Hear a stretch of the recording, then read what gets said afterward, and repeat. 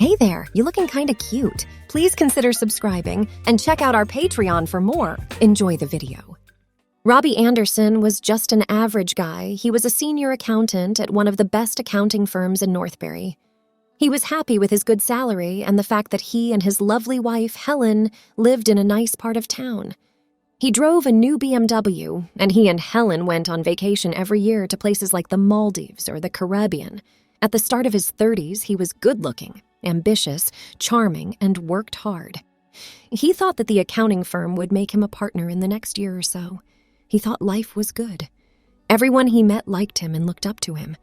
He was always one of the first people at work in the morning and one of the last people to leave the bar at night.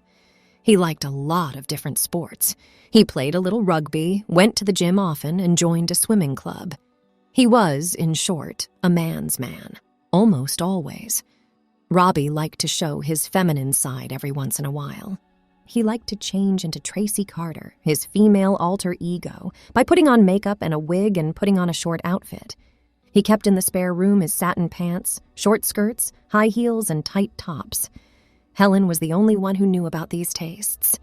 When he told her one night, she was surprised because he was so manly and like one of the guys. She didn't like how often her husband wanted to put on a dress. She knew, though, that he had to do it, and she was willing to put up with it as long as she didn't have to meet Tracy. Robbie would have been embarrassed if any of his rugby teammates had even the slightest idea that Tracy existed. He stayed slim because he worked out at the gym.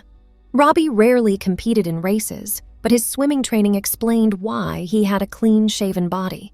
It was just a good reason in case someone found out. Robbie told his wife over dinner one Monday that she wants to meet someone. Who? Helen, his wife, asked him. Millie was her name, Robbie said, sounding a bit nervous. When he told his wife about his hobby of dressing as a different gender, he was always nervous. Who is Millie? Oh, I remember. That boy you've been emailing wants to meet you. Helen was well aware of who Millie was. She just didn't like the idea of Robbie writing to another transgender person. She felt like she was in danger. You'd like to, right? Robbie said. I didn't say that. Helen said, You wouldn't bring up the subject if you weren't interested. Robbie said, I guess I wouldn't. So you want to meet Millie, huh? Yes, and am I right in thinking your boyfriend would rather meet Tracy than Robbie? Robbie nodded and seemed a little sorry for himself. He took just a small bite of his food. He felt sick to his stomach. Where would you get together? Helen spoke up. Where she lives.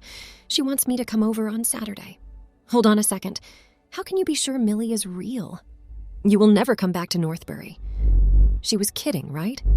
She wasn't laughing. She looked serious. Millie is real, of course. How do you know she's just a crossdresser like you? She was asked. She sent me some pictures. How do you know they are pictures of Millie? They could be pictures of anyone from the internet. After all, the internet is full of sites for girls. I bet they aren't real pictures of Millie. Robbie said, Of course they are. And have you sent Millie any pictures? Helen spoke up. Well, I did send one picture because I only have one picture of Tracy, not the one of you sitting on the couch that I took. Yes. Robbie, you're even more of a fool than I thought. Millie is right to want to meet you. Can I ask her to come over instead? You could go out or stay home. I would have to leave. You already know that I don't like to see Tracy. If I stayed here, you might expect me to make you coffee and do other things for you. You might want me to wear that maid outfit you have. Helen was making fun of the idea, but Robbie liked it. You would look great. Don't act like a fool. In any case, I couldn't stay here with you two. I'd be shaking like a leaf. Robbie said, Oh, come on, Helen. You must know that's not the case. How can I be sure that it isn't like that? You seem to want to meet Millie very much. Robbie tried to make his wife calm down. You know I would never cheat on you, sweetheart. Helen didn't feel better. She didn't like the name Tracy, much less the fact that there was another woman coming over. So why do you want to meet your friend so much? Because we share so many things. We are both cross-dressers and want to become transgender. Neither of us has ever been dressed in public. We'd both like to get in touch with our feminine sides more. We can learn a lot from each other about what to wear, how to put on makeup, how to act, etc. Connect with each other. You're there. Find out more about your feminine side. Learn how to get along with others. I want to talk to someone who knows what I'm going through and can relate. Being a crossdresser isn't easy, you know. Helen almost said that it was simple.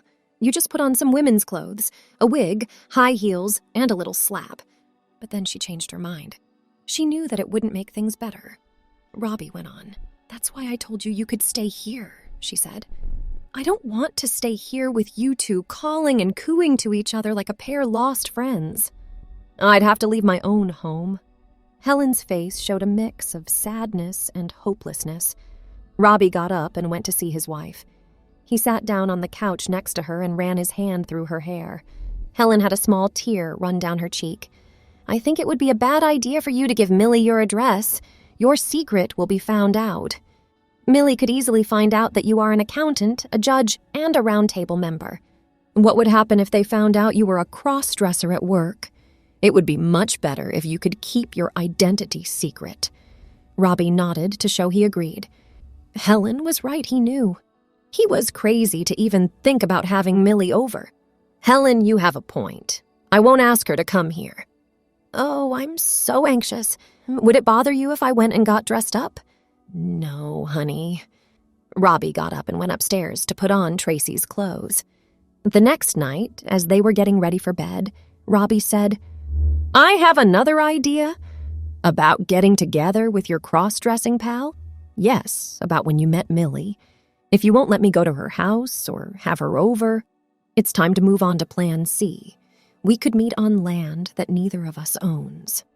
"Oh, I see it now," Helen said sarcastically. "You set up a meeting at a country pub. You get there on time, teeter up to the bar in your high heels. You sit in the corner and wait, ignoring the stares of the regulars who want to know what's going on. And wait, and wait some more. What if the Millie ditches you?" "Well," Robbie said, "I didn't plan on going anywhere as public as a pub." "So, what did you have in mind?" Robbie looked at Helen with some worry in his eyes. He was curious about how his idea would be taken. "I thought about going to a hotel. I'd book 2 rooms next to each other for the night. We'd both get there on our own in the early evening, say between 5 and 6. We'd plan to arrive about half an hour apart so we wouldn't see each other in the rain. We'd both get dressed after that. I'd call her on her cell phone when I'm ready to make sure she's ready too. I would then go to her room. We'd call room service, and they'd leave our food outside the door. Then we all eat the meal. It will be a little pricey, right? Don't you think you spend too much on your hobby, which is keeping 2 closets full of clothes? I know you have a good job, but I thought we were saving money to start a family." Robbie didn't say a word. "Then why can't your friend pay? Millie can at least pay half, right? Where does your friend who wears skirts work?" "I'm not sure. In her first email, she only said that she worked in the catering business. That could have many different meanings. She might be a bartender, she might own a restaurant or a hotel. And what about yourself, did you tell her? That you are an accountant, a judge, and a round table member?" Robbie said, "Of course not. I said that I make clothes for a living." Helen said, "You're lying." "Well, part of that is true. I make clothes for Tracy, a number of them. So far, I think Plan C is the best, but I'm not sure yet. Let me consider it." Helen said, "I have a better idea." "What is it?" "You already spend way too much money on your hobby. Have you figured out how much you spent on the boots, the new dress, the pink pants, and those white stilettos you bought last month?" Robbie said, "We can pay for it." "Maybe we can. But if you're going to spend money on a hotel, I'd rather it be for a weekend away with me." Robbie seemed to be a little sad. Helen continued, "But I'll tell you what, if you and your little friend agree to my Plan D and get along well, you can invite Millie here one evening." "Why did you suddenly change your mind?" "Well, all I've done today is think. I know how much all of this means to you. Helen, you are being too dramatic, but I'm glad you want to help. Now, what do you think? I'll help you. But you have to promise to tell me everything when you're done." Okay, I swear. "So, this is how it goes. On Saturday night, you make yourself look nice. At 7:30, you go outside to your car. By that time, it will be dark. So your neighbors won't be able to see you. You take a car into town. In my car, I follow. We go to a parking lot together, maybe the one by Tesco's. You park at the car park's edge. I park about 30 yards behind you in a place where I can see you well.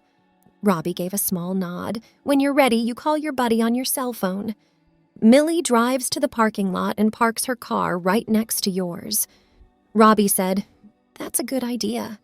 Then Millie gets in your car and you can lock all the doors to get some privacy. Robbie thought it was a great idea. He would really meet Millie. But what's going on? You following me, keeping us from doing things we shouldn't? I'm not there to hurt you, just in case Millie is not real. You can get out of your car and run to mine if something goes wrong. It gives you a way to get away. Thank you for putting me in mind in that way. You're still watching me, though. Not at all. In about 10 minutes.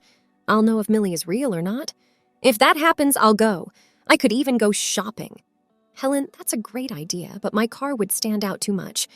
Maybe you could give me your car and take the BMW. Okay? Sure. Robbie beamed and said, "I'll go send Millie an email telling her about your idea." Robbie's wife told him to slow down. "What's next?" Robbie had asked. "What are you going to wear to meet your friend?" she was asked. Robbie thought, a question like that could only be asked by a woman. What should I put on? He said, "I don't know. I guess a skirt and a top. Which dress and top? I'm not sure.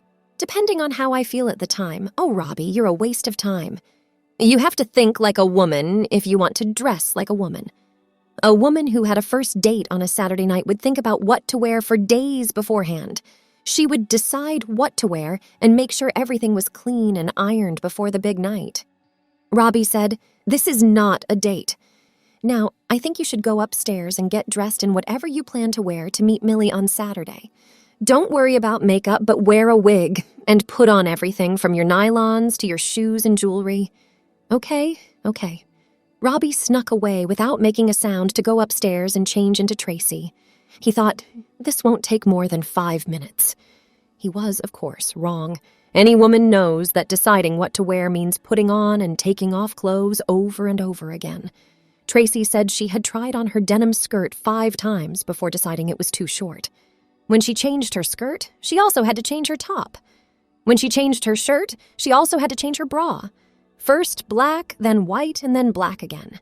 She finally chose a black pleated skirt, a pale pink blouse, and a cardigan that matched. She put on her blonde wig and black stiletto heels. Even when she didn't wear makeup, what she saw in the mirror was a very feminine woman. A watch, a bracelet, an anklet, clip-on earrings, and a necklace were the finishing touches. She told herself, "I look fine. No, you can't go on a first date dressed like that." Helen told everyone when Tracy came back. Tracy said that it's not a date. Well, it doesn't matter what it is. You can't go out like that. This skirt is a lot too short. Millie will get the wrong idea from it. Tracy sputtered. Did Helen make a joke? She wasn't. No. Tracy said in defense that it was the longest skirt she had. Well, when you go shopping for skirts, I think you should be more conservative. Still, you have a lot of time to get one. Maybe tomorrow at lunch. Tracy felt worried all of a sudden. Someone from the round table or one of his secretaries might see him. Tracy said, "Maybe I could borrow one of yours." Helen was unsure. What about that nice black pencil skirt that comes to the knees? Tracy said so. You don't wear it anymore. May I use it? Please, thank you. Helen took a moment to think. It was true that she didn't wear it very often. You can never wear it. Want to gamble? Tracy asked. She knew she could wear it. She had worn it a lot when Helen was out before. Helen urged her to put it on. Tracy ran away while her wife called for her. Find some shoes that aren't as high. You can't possibly drive in those. On your first date, don't even think about putting on nylons. When Tracy came back, she was wearing the skirt we talked about earlier. As long as Tracy stood there, it wasn't too bad. Tracy thought that she would be in the car, but she didn't say anything about it. Helen also didn't do it. Tracy put on a pair of shoes with kitten heels that she had just bought on the internet. Tracy wasn't sure if she could wear them all evening because she hadn't worn them in yet. She could still get rid of them in the car. She wouldn't care. She stayed in those shoes the rest of the night. It wasn't that bad. Okay, Helen said later. You passed the what will you wear test. Now you can send an email to your little friend to make plans. Tracy went into the office and turned on the computer. After a few seconds, an email was on its way to Millie. Of course, Tracy didn't say anything about Helen being a lookout. Later that evening, Millie replied that she was fine with the plan. Robbie and Helen went to bed that night.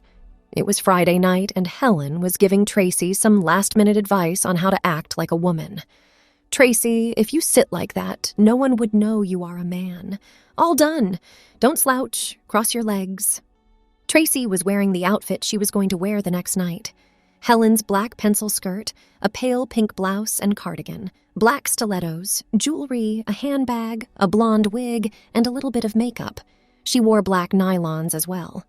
She hadn't told Helen, but she was going to wear nylons the next day because they're so girly. "How well do you know Millie?" she was asked. "Not a lot. I told you she works in the food service business. Around age 35.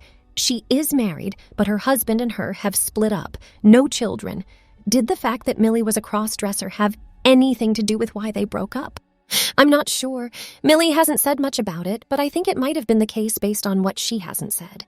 Tracy told her, "Darling, some women aren't as kind as you are." "As dumb as you say. Who is Millie? How does she look?" "You've looked at a few pictures." Helen was interested and asked, "Tell me about it." "I haven't had much to go on, though. Thin with dark hair. Looks good, not bad looking. Very girly." "Are you scared?" "I'm talking about tomorrow. How do you feel?"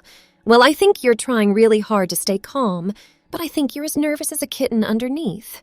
Tracy told her that she was right. "I can't believe it. What have I done by setting up this meeting with Millie? I must be going mad." "You're crazy, of course. You could back away. Send Millie an email right now telling her you can't do it. Then my mind would be even more of a mess." Tracy said, "No, I've already made the plans, and I'm going to stick to them even if it destroys me." Helen said that it might do that. She went on to say, "Look, sweetheart, we've done everything we can to keep your identity secret. I will be there to watch out for you. Now what should we do tonight? Do you want to go to the pub? With me in this outfit? You can go back to being Robbie if you want to. We could also play a game. Or see a movie." Anything to keep her from worrying about the meeting. As soon as the movie started to play, Helen and Tracy forgot about all their worries. They both forgot about Millie, the meeting, what Tracy would wear, how Helen would watch over them. The day has come. It was 6:15 on a Saturday night. Thanks for watching. Check out Patreon if you want to have early access to the other parts. If not, it will be online in a couple of days.